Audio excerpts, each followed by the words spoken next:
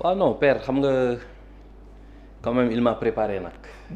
parce que yàgg naa ko wax su ci bi may jàng maa ngi bëggoon def temps yooyu économie. ci la ma conseillé ma dem defi marketing et communication. bon dans sa tête xam naa mu may préparé. parce que bi ma paree après ci la ma orienté ci ay genre comme marketing bi carrément ci biir làmb ji. bon à un moment donné maa ngi ñibbisi en 2012 ah.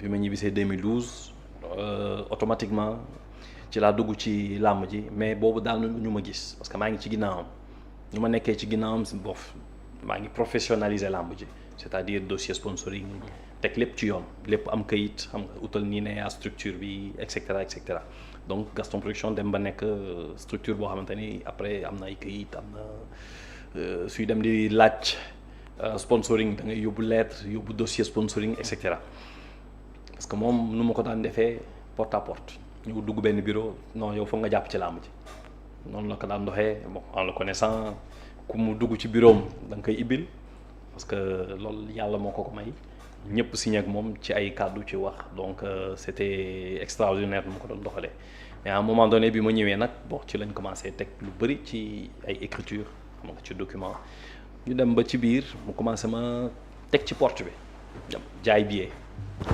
jàngat bi foofu la commencé. xool kuy dugg ku dul dugg ak et cetera. ñu dem ba ci biir commencé waxante kan moo ñu war a defaral billet ci laa indi sama benn copain boo xam ne ñoo jàngandoo mu dugg ci biir ñu professionnaliser côté boobu ñu yéeg étape par étape ba tey nii 2021 je pense laa commencé tëgg làmb nag c'était Eumeu Sène Lac de Guiers après Covid bi làmb ji presque arrêté woon nañ ko 2 ans.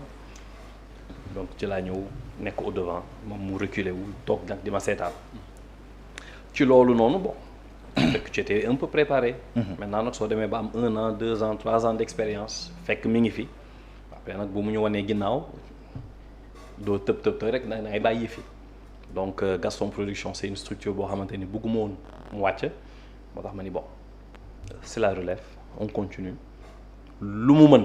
certes moom rek ko mën parce que moom la ko yàlla may mais nous on fera notre possible pour tenir quand même Gaston Production ci fu mu nekk pourquoi pas yóbbu ko ci beneen level donc loolu la ñuy ñaan ñi ngi ci parce que ku gis combat yi ñu taxawal quand même mooy ça veut dire ni que ñi ngi ci longueur d'onde boobu et ñi ngi ñaan nag yàlla jàppale ñu ci ñu réussir ko incha allah Inch'Allah Rabbi, je rappelle que tamit papa Feu Gaston Mbengue était le président de la commission marketing et communication de la Fédération sénégalaise de football. Avant le dernier mandat d'Augustin Senghor. effectivement te boobu relationnel da ko may parce que moom ku ko xam. xam ko ci xam nit surtout ci côté politique. xam ñi fi ne donc xam DG yi. donc moom pour mu indi sponsor day yomb jàng ko mais da ko mën na ko mayu yàlla waaw voilà dañuy dem bay toog mu lay wax ay stratégie de sponsoring ci koo xamante ni yow jàngaloo marketing donc ngay xam ni que yenn yi mayu yàlla la donc loolu moom yàlla mayoon na ko lool donc ci la fédération mu daan leen woon gis yenn sponsors yi ci la indi woon ay CCBM ñoo commencé am ay oto indi ay banque indi ay lu yëpp fédération kontaan ci loolu yëpp donc mi ngi noonu daal ñu gis aussi Gaston Production avant Makan parce que 2021 nga tëgg sa premier combat wax nga ko tout à l'heure mais bi nga depuis que Makan bi ñëwee Gaston Production gis nañ quand même lu bëri lu amélioré c'est-à-dire Gaston Production bu gën a mature bu gën a responsable mais aussi bu gën a taxaw par rapport ak li nga xam ne mooy ci côté sponsoring ni ñu koy amee boo xoolee affiche yu gën a mag gis nañ Gaston Production li muy décroché ci wàllum sponsor vraiment waxuma yeneen producteur lamb yi amuñu ko ndax Makan bi nga xam ne dafa préparé woon boppam wala papam da ko préparé woon ci lamb moom moo indi effet boobu ba nga xam ne tey ji li ñu gis ci Gaston Production quand même mu doon loo xam ne benn producteur bu mag boo xam ne ñëw na pour indi innovation aussi ci côté boobu. waaw on peut dire ni que il a créé mu nekk ba tour bi ba nga xam ni foo taxaw c'est Gaston Production déjà tic dañ lay bàyyi xel donc léegi maintenant soo ñëwee avec un peu plus de professionnalisme avec des écrits ou bien on peut dire des stratégies yoo xamante ni da nga koy proposer le fournisseur donc yooyu su ko gisee da koy neex. Je peux prendre l'exemple sama sponsoring mën naa ko tudd sama sponsor leader muy 1xBet. Ça fait 4 ans ba ma commencé bi ma duggee ba léegi bu mu gisee ni ma liggéeyee ak moom première année bi daf ko jaarle woon ci la maison mère c'est-à-dire ki leen ëmb ñoom ñoom muy LONASE. Après première année bi c'était foofu mais bu mu gisee man ni may liggéeyee il a voulu travailler directement ak man donc ça veut dire ni que au moins war naa leen loo xamante ne xëy na daanuñu ko gis. C'est la même chose ak yeneen yi ma am yëpp parce que soo xasee ba indi kenn rek li ci des mooy il faut pas indi kenn rek def lu la neex ba nga xam ni que saison bii di ñëw day bëgg mu delluwaat ginnaaw. Non le truc c'est indi nga benn sponsor fait de telle sorte que mu des ak yow moom la ñuy wax fidélité. Pourquoi fidélité su dee teg nga ko loo xamante ni kontaan na des fois sponsor mën nga ñëw rek yow tu offres 2 nga yem ci 2 mais si tu offres 2 ba pare moom mu gis ne que tu fais 3 ou 4 danaan kii 4 c'est un bon partenaire. Maintenant ce bon partenaire là il faut le tenir moom dina xam ni que kii kat li may apporter c'est quelque chose mais yow tamit di nga xam ni que moom lu mu lay jox c'est quelque chose parce que am na yenn combat yoo xamante ni nga tëgg ko def ci alal boobu noonu avec mes moyens personnels du ma ko mën si je n'ai pas ces partenaires là day jafe. Donc il faut moo tax sponsors yi encore une fois dañ leen di gën a woo. Voilà dañuy jàppale moo tax sànq ma avant bu muy nuyoo ma ne leen nañuy gën a ñëw. waaw dafa am solo ci entreprise. yoon la keneen day la mais aussi tamit yoon la wax nga dëgg Pape Mor Waly ba tey da ngay wéyal ak say questions. waaw avant Gaston Production wala sax nekkoon fii producteur bu gën a mag. ci làmb ji mën nañ koo considérer noonu mais après gis nañ ay producteurs yu bëri ñëw ñu gis Jàmbaar Production ñëw gis nañ aussi ñoom Aziz Ndiaye seen. la famille. disons la famille. Albura aussi ñëw ci làmb ji. c'est vrai non mais loolu dañ ciy remercier Père Gaston. Parce que il a osé. Il a su perdre de l'argent su ma nee su perdre de l'argent mooy nangu woon na ko. ñàkk pour réussir parce que moom lu mu bëggoon mooy satisfaction avant tout mais dañuy dem ba satisfaction bi am te xaalis amul woon. mais après xaalis dab ko donc alhamdulilah parce que su dee da ngay yëngu ci dara nga def ni mu metti nga dellu ginnaaw doo mës a yegg wala doo mës a am li nga bëgg.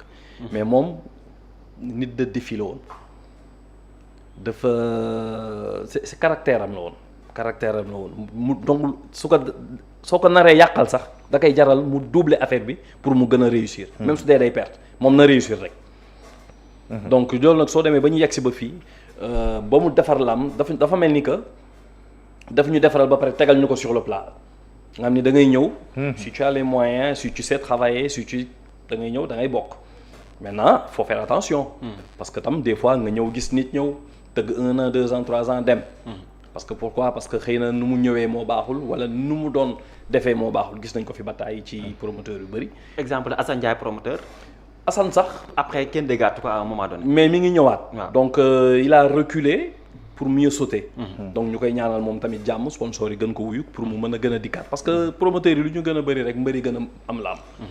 parce que milieu boo xamante ne tu vois beaucoup de jeunes dans la rue comme ça su dee ñun nekk ñu fi pour jox leen ay emploi ça va causer des problèmes dans notre pays. mais yaa ngi wax sànq si promoteurs yi am ñi ngi ñëw mais ñu dañoo gis ne làmb mi ngi gën a développé tasa yi ñu ngi gën a yokk lutteurs yi ñu ngi gën a bëri mais est-ce que promoteurs yi nombre de promoteurs yi ça suit c'est-à-dire est-ce que promoteurs yi tamit des fois. mën nañ tëgg combat bi nice gars yi yuuxu ñëpp kontaan nga toog sa wet ruux fekk na perte nga lu bëri. mais day am parce que des fois tu fais des journées yoo xamante ni mën nga toog gis stade bi fees affaire rek yooyu nga ni tey moom journée bi dox na mais après nga toog def sa bilan kii ñii laa ko fay kii lii laa ko fay kii lii laa ko fay nga jël sa recette li nga génne ëpp téeméeri yoon. loo xamante ni yow moom nga gagné. da ngay këpp ñu ma ciy gën a yërëm mooy ñi amul sponsor am na ñoo xamante ni dañuy ñëw seen xëy na seen affiche u kii rek la ñuy def wala benn sponsor ñëw joxe benn somme boo xamante ni c'est vraiment dérisoire nit ñi foog ni que sponsor ñëw na te fekk sponsor ñëwul parce que des fois da ngay ñëw nga ne man de lii rek laa am des fois nit ki day jël parce que ñàkk pexe moo tax mu jël. absolument voilà mais une structure comme Gaston Production moom doxewul noonu man ku ñëw ne ma man de lii laa am dama ko naan barème bi fii la commencé fii la yegg soo bëggee ñu gunge ci suñu communication c'est ça parce que ñun tamit nga jël mbër fay ko comme ni ngeen ko waxee des centaines de millions. te amuloo sponsor yu la gunge ci yooyu yoo xamante ni dañuy ñëw quand même joxe loo xamante ni au moins mën na satisfaire tuuti promoteur bi su boobaa da ngay waaru waaye des fois nga gis ku tëgg ba pare. mais du nelaw des semaines pourquoi sponsor di gën di wàññeeku ci làmb ji lu ñuy dem rek ñuy gën di wàññeeku.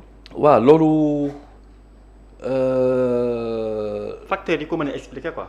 am na ñoo xamante ni dañu naan violence. am na ñoo xamante ni loolu la ñuy wax am na ñoo xamante ni dañu naan yii làmb ji dafa cher sponsor làmb dafa cher mais ñi ci gën a reculer c'est mooy ñi naan peut-être làmb ji dama ko ragal mais waruñu ko ragal parce que làmb sport la te moom la Sénégal yi gën a bëgg c'est le meilleur support de communication ni ngeen di gisee nii ku dugg ci làmb ngay produit bu bees soo ci duggee ñëpp a lay xam donc waruñu daw ci sponsoriser làmb parce que li ñu naan làmb dafa bëri violence yëpp moom la Sénégalais yi di gën a seetaan donc ku fa dugal sa produit xëy na am na ñoo xamante ni ñu bëgg teg seen produit ci kanamu ci côté violence moo tax soo gisee fan yii yëpp ñu ngi xeex loolu. la violence carrément on dit non à la violence ñu ngi koy xeex bu baax a baax parce que violence ak làmb vraiment du àndul sax violence ak sport laay wax àndul on le voit mi ngi ci football bi mi ngi un peu partout. mais ñun suñu dëkk aussi foog ñu commencer waxtaan ak jeunesse bi. lan mooy tax ñu nekk ci violence. sànq rek wax nga ko ci étudiants yi. joxuñu leen lii rek automatiquement violence su dee politique la d'accorduma ak kii automatiquement violence lu ñu def rek njëkk xalaat mooy violence. casse alors qu'on est bien outillé de connaissances pour pouvoir se poser et dialoguer. mais bien sûr dialogue dafa am. regarde le gouverneur par exemple hier. biñ ko waxee ni que arrêté làmb ji bon dafa ne allons à la dialogue d'abord ñu dialoguer ñu xool yan pour solution la ñuy trouver. bi ñu dialoguer promoteurs yi génn wax. mbër yi génn wax dem gis ngeen Boy Niang moo génn def wax tey ñoom Balla Gaye ñoo génn wax. suba di nga gis waa Yëmbal ñoom Diop de ma général Malika di leen wax ainsi de suite et puis il faut sensibiliser en fait il faut sensibiliser parce que du ñëpp am xel enfin su ma nee am xel mooy du ñëpp bien éduqué. am na ñoo xamante ni ñii di yàq ñii di def ay casse. il faut savoir seen enfance naka la demee ba ñuy génn di sànni wala di sàcc wala di agressé wala di def ay simon mais loolu tamit war nañ ko mën a bañ parce que ñun on peut dire que suñu état nag sécurité am nañ ko vraiment su dee bëgg nañ simon bi day dañ léegi. man de nee naa ligne de dispositif bi ñu déployé ci couvre-feu bi. dama ne couvre-feu dispositif bi déployé. moom laa la parce que artère simol bi en fait fépp la en fait. fépp la et dans n'importe quel domaine soo woote woon léegi nii benn conférence de presse boo xamante ni day drainer foule wala open presse wala dara suñuy ñibbi di nga gis kenn suñu gisee benn groupe xale bu jigéen di leen romb këf wala dina demee noonu mais pourquoi waruñu ko def événement bu toll suñ événement am des fois da ngay dem ci ay caserne peut-être bon. ñi ngi fa di ataaya ñi ngi fa di waxtaan mais événement moom su amee man sama conseil mooy nañu génn par exemple su dee ki nga tëggal Caaroy la jóge Caaroy ba arène nationale war nga teg ay dispositifs yoo xamante ni nit ñi suñuy dem dañuy ñibbi sans problème benn 1 heure de temps la après ñu dellu sécurité am suñu bëggee moom wax dëgg yàlla bi lay tàllay suñu bëggee loolu arrêté lay arrêté parce que on a les moyens qu'il faut suñu état am na ko suñu bëggee si gouverneur wax na ko nee na day arrêter par force c'est le mot qu'il a utilisé day arrêter par force. te dakk ci nii wala ci naa. day dagg non xam nga loolu c'est alerte bu kii la population ñun sénégalais yi bu ñu ragal a boole façon soo demee boole kenn du la naan kii moo ma boole kii moo wax téléphone léegi existe na y a les caméras ñi ngi ci tali yeeg ay affaires yooyu soo gisee lu jaaduwul yow filmeel yóbbu police def étude am su boobaa dinañ leen jàpp suñu leen tëjee ñoom ñoo tooñ. suñ ko defee benn yoon ñaari yoon ñetti yoon di nga gis simal dootul am. mais du fait que ngeen jóge ci CNG dem ci fédération aussi lan la mën a apporter ci làmb. waaw fédération c'est une bonne chose pourquoi je dis c'est une bonne chose parce que dafay gën a professionnaliser le sport muy làmb parce que CNG aussi bon boobu léegi naan CNG changement bi peut-être texte yi dina xaw a changer tuuti au fur et à mesure ñuy dem. mais fédération ñu ngi jëm déjà ci ay JO déjà le nom fédération sénégalaise rek ça donne ça internationalise notre sport toll foofu la ñu bëgg toll ak làmb bi dañ ko war a internationaliser. loo xamante ni ñu ñoo ko moomal suñu bopp. mais nga baal ma grand Makan on doit internationaliser benn sport boo xam ne je vais reprendre les termes de Khadim Bamba Diop Banjul la yem sport avec frappe. lutte avec frappe Banjul la yem soo xoolee. Banjul la yem mais quand même lutte sans frappe ak lutte olympique parce que ñun tamit dañu daan am ay champion sur lutte gréco-romaine. non loolu am nañ ko soo xoolee général Malika mi moom dañ kon champion d'Afrique suñu demee ay concours judo wala concours lutte ay affaires yooyu dañuy sori suñu amul bronze dinañ am d'or wala dinañ am médaille d'argent donc côté lamb moom mais lutte avec frappe moo tax may wax lutte avec frappe soo xoolee MMA daanaka lu ko moo gën a metti téeméeri yoon lutte avec frappe.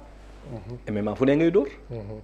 te tànk yi day jóg. tànk yi day jóg léppay jóg mais donc ñun am na nu ñu koy tegee ci yoon mais on peut le faire loo xamante ni ñoo ko moomal suñu bopp nañ ko teg ci yoon rek encadrer ko donc la fédération est là pour ça comme dem na bu tudd fédération moo tax ma ni fédération c'est un nom boo xamante ni ça peut internationaliser le sport mais nañ teg lépp ci même su dee dañuy def ay am na yenn style de gants yoo xamante ni mën nañ ko sol pour def international mais ñu appliquer ko ñu def ko parce que loo xamante suñu ndam lay doon rek ñu ni ñun kat créé nañ dara yóbbu nañ ko fii sumo japonais yee ko moom mais soo xoolee léegi dañuy dem un peu partout di bëgg di imposer seen culture imposons notre culture ñun tamit. donc la fédération est est une bonne nouvelle et ça pourra permettre d'extérioriser et de vendre la destination Sénégal à travers la lutte. Exactement et ça peut beaucoup plus apporter même ci beneen côté muy sponsor yi di leen gën a ñeme pour ñëw parce que loo xamante ni la c'est bien structuré ñi ngi xaw a génn soo xoolee ñi ngi dem ay face à face à l'étranger ñi ngi organiser un peu partout dans bu mujj bi Canada la su ëllëgee xëy na ñi dana am ñu dem Londres dana am ñu dem Paris et cetera yooyu c'est pour jaay suñu culture quand même te su jaay suñu culture nag gars yi dañu ci war a jàppale. jaay suñu culture dañu ci war a jàppale mais sànq da nga wax benn affaire boo xam ne nee nga sponsors yi loolu tax duñ ñëw mooy la violence. Je fais une comparaison. Je pense que les Européens ne sont pas beaucoup plus disciplinés que nous. Mais face to face yi am Europe par exemple on peut prendre face to face Mike Tyson ak Holyfield. métti woon na trop. mais fans yi ak supporters yi seen yoon newul woon ci loolu. donc la violence verbale kenn mënu koo génne ci sport de combat mais pourquoi supporters yi pour yow lu tax supporters yi dañuy am adopter l'attitude ak le comportement du lutteur c'est-à-dire le comportement du lutteur bi ñëwee ci face à face bi mooy dicter comportement wu supporters yi est-ce que tamit jotul supporters yi ñoom ñu éduquer leen par exemple en leur faisant comprendre que cette violence verbale n'est que juste verbale. C'est vrai à un moment donné xam nga nee nga waa Europe ñoom xëy na sax am na ñu ci jàng mais soo xoolee ñun ñu ci ëpp soit illettré la wala analphabète donc da ngay nekk xëy na ci benn zone boo xamante ni xiif am na fa lool donc des fois yow nga bëgg jóg nga naan da ngay dem agresser pour lekk loolu du yoon duñ ko rafetlu jamais de la vie donc moo tax ma ni gis nga écurie yi di nekk ci làmb ñoom ñoo war a jël mbër yi former leen bu ñu leen entraîner kase formation daf ci am wàll formation c'est-à-dire même su dee demuloo école sax am na ñoo xamante ni demuñu école mais ku leen ëpp xam-xam gis nañ fi ay DG yoo xamante ni xëy na daara kase lañ def ñi gérer société yu gën a mag fii Sénégal. ci daara ok secteur informel bi moo yor économie Sénégal te waa secteur informel bi nekk université. maintenant ci banlieue yooyu noonu il faut créer des choses pour jàppale suñu jeunesse. ñu bàyyi taatu garab gi ñu bàyyi géej gi ñu bàyyi feneen ak feneen ak feneen yooyu suy am je pense que petit à petit lu ñu bëgg ci suñu réew mën nañ ko am parce que jeunesse bi dafa vaste quand même. mais est-ce que jeunesse bi am nañ culture du travail. dañ leen ko war a imposer su dee dañu jàpp kenn koo xamante ni yow ci banditisme nga nekk y a des Sénégal yaatu na kuñ ci yóbbu Tamba travail forcé soo ko defee 5 ans 10 ans soo ñibbisee Sénégal da ngay liggéey par force dootoo xalaat da ngay ay booy dañoo ñemee kaso gi léegi de dañuy génnal la doon naa non ñaari mandat travail forcé laa la wax xam nga kaso ba nga fa dem rek ñu lay kii nii affaire yooyu lekk tëdd na lekk waaw liggéey fay ko mais boo ngeen di liggéey ñu fay la t'as il raison faut créer des choses yoo xamante ni wàññi su boobaa prison yi dina wàññeeku parce que nu muy feesee nii nga yóbbu leen nit ñi ci ay travail forcé def kay mais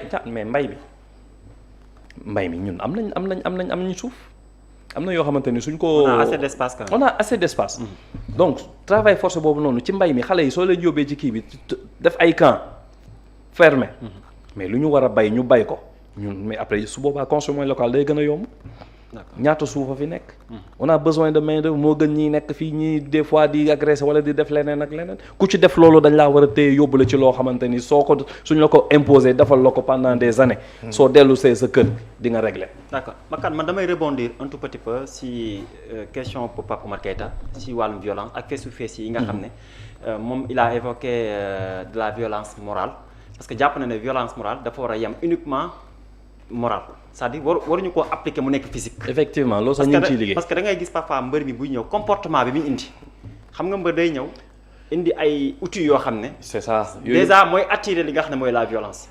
damay jox un exemple gis nañ fi le petit Baye Fall bi nga xam ne tout récemment benn face to face bi amoon am na ay sanctions sax yu laal ci kawam. 3 ans promoteur bi tëgg làmbam. donc promoteur bi tëgg làmbam moom mi nga xam ne moom moo fay cachet moom moo fay mbër mi est-ce que amul d'une part cette responsabilité. violence bi nga xam mu ngi am ci face to face yi d'autant plus que dina ci dégager ay responsabilités am te dina leen wax également nii ak nii la mais est-ce que aussi tamit responsabilité bi ci benn côté nekkul ci promoteur bi tëgg la am. mënul nekk ci promoteur bi parce que à un moment donné aussi balaa ngay def face à face da ngay dem CNG wala fédération ñu jox la benn avenant boobu ñu la jox c'est pour t'autoriser nga def sa face à face donc le promoteur maintenant à ce moment-là il dégage ses responsabilités parce que nit ñi suñu ñëw foofu la fédération. kuy dugg dinañ la xool ndax yor nga dara parce que kuy def face à face dañuy woo sécurité. donc y avait la police sur place. ñoom ñaar ñoo jàkkaarloo échange moo lañ def. kii jékki-jékki dóor. fédération aj na ko 3 ans Sénégal yëpp xam nañ ne ko kooku aj nañ ko 3 ans beneen face à face. su amee nanguwaat avance bi mu njëkkoon encaissé. da koy remboursé. waaw donc beneen face à face su amee man mën naa la wax ni que balaa ngay dóor di nga xalaataat. waaw donc. c'est une sanction boo xamante ni certes sévère mais ça va éduquer dootoo gisati face à face bu ñuy dem nit ki naan day buux wala muy def leneen sax ku ko defaat gis nañ ko ci le cas de Amanex aussi ak Talfa moom tamit aj nañ ko 1 an donc 6 mois ferme. Talfa j'en suis sûr ni que dootul demati ci face à face naan day dóor. donc muy yeneen mbër yi kenn dootul face à face actuellement nii dañ ko suspendre provisoirement. d'accord avant ñu ñëw ci loolu parce que Makan gis nañ Modou Lo ak Lac de Guiers def face à face boo xam ne Bécaye Mbaye moo nekkoon le présentateur. c'était cool. mooy xoolal face à face bu am classe bu am personnalité ku ci nekk di am lu muy wax moromam Modou Lo mu ngi nii toog Lac de Guiers mu ngi nii toog si xoolal comme ni mën a Pape Oumar Keïta toogee. mais loolu face à face boo xam ne amul dara lu am instant mais lan nga jàpp ne moo waral entre temps face à face yi di bëri ay incident face à face day am sax koñ bi mu amee wala bërëb bi mu amee nit ñi fa nekk duñ ñala wala seen xel. exactement moo tax nag ñu war a teel a jóg. teel a arrêté loolu. mais mbër bu nekk sax yow li ngay refléter loolu mooy feeñ ci ay supporters c'est ça parce que am na ci bari déjà am na mbër yoo xamante ni jóg woy sama mafia bi woy sa. oui def naa loolu dañ koy grand faut aller au fond de votre dama lay rey. grand faut aller au fond de votre pensée bul ne sama mafia bi mbër yi dañoo defar seen bopp ay cartel faut aller c'est-à-dire mais loolu day dañ. c'est-à-dire les termes de banditisme gis nga su ma la waxee loolu day dañ ak fédération bii nii. les termes de banditisme loolu waxtaanee nañ ko en réunion quoi noble. mais jaru ko. luy man xoolal lamb dama bëgg sport mais laa yor baara munoo fexe ba ma demal la lamb benn yoon laa dem. mais lamb bu xoolal benn yoon lañ ma yóbbu. mais lamb kii départ mbër mais xam nañ ne du ma demal. mais lamb ay temps da ngay sañse ba jekk dem lamb. affirmatif. da nga daan sañse jigéen ñi dañ daan takk seen or sañse takk seen musóor bu baax dem sa lamb wala ñii ñu sol seen greffage wala kii sol seen casquette dem xam nga dem seetaan ñibbi ci jàmm loolu lañ xamoon mais avec ce nouveau système là gouverneur wax na ko day dagg te ñun promoteurs yi muy mbër yi du ñu nangu kenn yàqal ñu suñu ci li ñu ne parce que ci li ñu ne nii moom la sénégalais yi bëgg mais doo jóg un certain bandit jóge fële ñëw parce que bëgg na xëy na je sais pas tàmm na ko yëfu bandis moo ko neex. sàcc na saagu jàmbur sàcc na téléphone jàmbur wala kaayaase na ay balcon wala je ne sais pas quoi mais pour lan mu teg ko fan. donc yooyu dañ cee war a jóg muy ñun promoteurs yi mais muy même les journalistes parce que des fois ce sont les journalistes ah. wala ay reporters wala ay animateurs ñoom ñooy créer violence. tey dafa Balla Gaye dal na si journalistes yi. non non mais il a raison parce que doo toog. wala représentateur lamb yi. journaliste waa lamb journaliste daal la wax. waaw ko mën a koy waaw mais ñu ne si lamb ji. waaw moom fa lay waxee. waaw mais yooyu ba ci animateur sax des fois kii di animer face à face yi des fois sax mën na sax wax yoo xamante ni day tàngal nit ki ba keneen ki yëg boppam ni guerrier la way day dóor wala day puus non on n'a pas besoin de ça mën nga jaay sa lamb maa la mën maa lëpp doole loolu soo ko waxee. amul violence c'est-à-dire yow yaa maa la mën maa lëpp doole yow dana foo ma mënee xam nga ngeen def face à face bu neex mais nan booy man fii mafia bii laa bokk luy loolu mafia bii nga bokk parce que tu es fier foofu amul fierté. gars yi nañu delloo si seen xel quand même ay xale ñoo leen di xool ñoo leen di seetaan ci télé bi ñooñu nag après ñu naan man kii faa naa ko après ñoom tam ñu def la même chose da ngaa yar kooku mais yaruloo ko c'est des acteurs c'est des professionnels c'est des stars donc nañu wane jikko star Balla Gaye Bombardier def nañ face à face boo xamante ni man maa ko nekkoon tëggoon làmb ji Balla Gaye jóg na team Bombardier naa ko tuus tàngal xam nga affaire yooyu mais loolu day neexal mais ay puux ay sox ay saaga pourquoi. ay paaka ci poos ak lu ne mais faudra préciser que mbëri ndaw yi la de. mais je vous garantis que ak fédération yu ñooy màgg ji yu ci bëri day dañ. parce que yu mag yi nii ngay wax nii mbër bu ndaw moo dóoroon waa ji. aj nañ ko 3 ans dootoo gis mbër bu ndaw dóoraat. loxo doon jug parce que est-ce que mbëri tamit jotul par exemple ñuy am ay par exemple am na sax président supporter par exemple Modou Lo wala ak affaire wala Balla Gaye mais ça président des supporters. est-ce que tamit président des supporters mooy dama wax am na est-ce que ñoom tamit waruñu gën a mën a xoolaat seen i njaboot par exemple bu sa mbër amee combat nga dajale say supporters toog ak ñoom gën a waxtaan ak ñoom li nga wax ay atelier li nga wax ni on en a parlé hier ci suñu réunion bi waaw président supporter bi même déjà ñaari président supporters yi ñu demalante effectivement xam nga def ay échange affaire yooyu ñu leen lii sport la après sport bi jeex na mais tamit ñu war see dugal ñi nga xam ne mooy les mais bien sûr c'est-à-dire dugal si la police mais dugal si les gendarmes notre prochaine réunion du lundi au CNG à 16h su leen neexee ngeen indi benn animateur ngeen fekkee on aura commissaire de police dina ñëw. voilà ak gendarmerie dina ñëw dinañ def réunion boo xamante ni ça sera concernant les face à face et affaire bi génnee échangeante xalaat. pour xool tout la pour le bien du sport. super ñu ñëw ci saison bi ñu nekk nii 2025 2026 nga tëgg ci combat yi ci bokk nga ci combat yi gën a neex surtout combat bi nga xam ne man maa ngi koy xaar. balaa ngaa tëj foofu rek daa am benn arrêté daa am benn décision bu kii jël. gouverneur bu Bira Sène jël président fédération. allez-y te da leen di impacter. parce que un promoteur il a besoin de médiatiser son produit. avant le jour J. sur le plan organisationnel.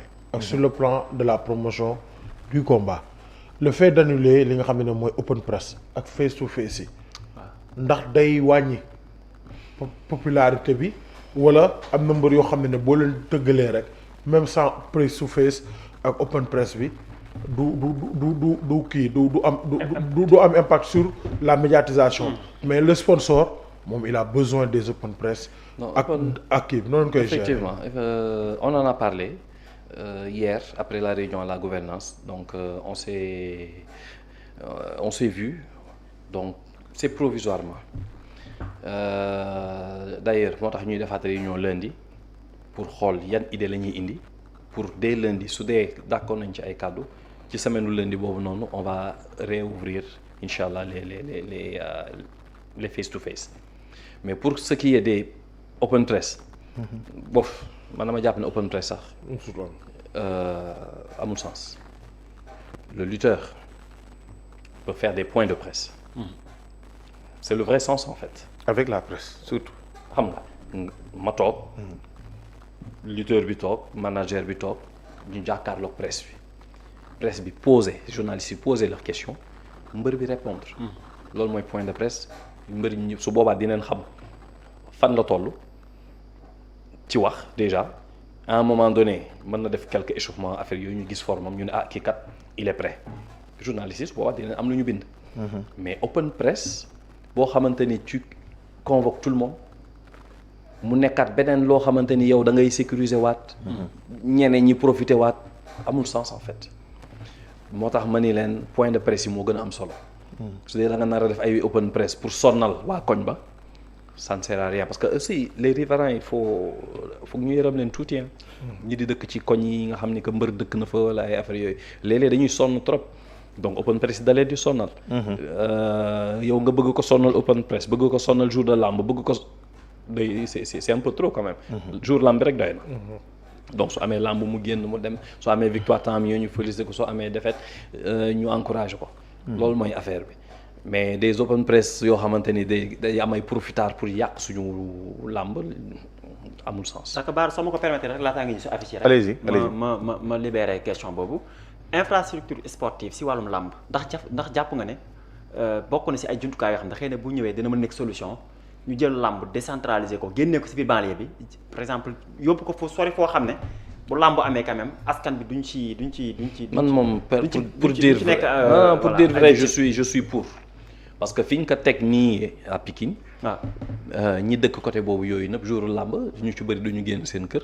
wala ñu ci am boutique wala ay commerce duñ ko def donc man je suis pour bon def nañ ci loolu quand même. mais je suis pour su dee mën nañ am beneen boo xamante ni Diamniadio yaatu na. feneen ak feneen yaatu na ñu génne ko un peu en dehors de nit ñi fu ñu dëkk wala de la population loolu aussi ça peut être une bonne idée pour diminuer. pour la sécurité. mais côté affluence est-ce que di ngeen am li ngeen bëgg parce que tamit ñiy dem tamit dañuy sóoraale distance beeg yooyu. dinañ am lu ñu bëgg parce que soo xoolee ñiy dëkk yëmbal war a dem bëri ji Pikine. ñooy ëpp sax biir arène nationale que waa Pikine. ok exemple. donc soo tëggee lu neex moom wax dëgg yàlla soo amee say supporters foo dem ñu fekk la fa. le cas de Modou Anta Thiès bëri na fi ak Prince mais gis ngeen keroog nu mu def stade ba. donc waa Thiès jógee nañ fa ñëw supporter seeni mbër. donc loolu c'est pas un problème xoolal football bi Diamniadio la nekk terrain bi. Sénégal suy football gis nga nu muy feese. donc affaire bi kii la rek il faut dans les têtes des Sénégalais ñu leen voilà mais il faut leur mettre aussi les moyens d'y accéder. absolument voilà mu gën a yomb ci ñoom. absolument kañ nga ma indi lambaloog nag jaay ma lambaloog waay. lamb jaay ma lamb waay. lamb bi fi di neex rek. moom ma digg ne kenn amul sama njëg. kaay jënd la mën naa ko jënd ba pare abalaat la ko mais sa de temps en temps ma koy lamb dafa neex. non li muy def la il est bien waaw liggéey rek lay il est suivi. waaw day analyser bu baax a baax. jërëjëf lamb maa ngi lay ziar bu baax a baax.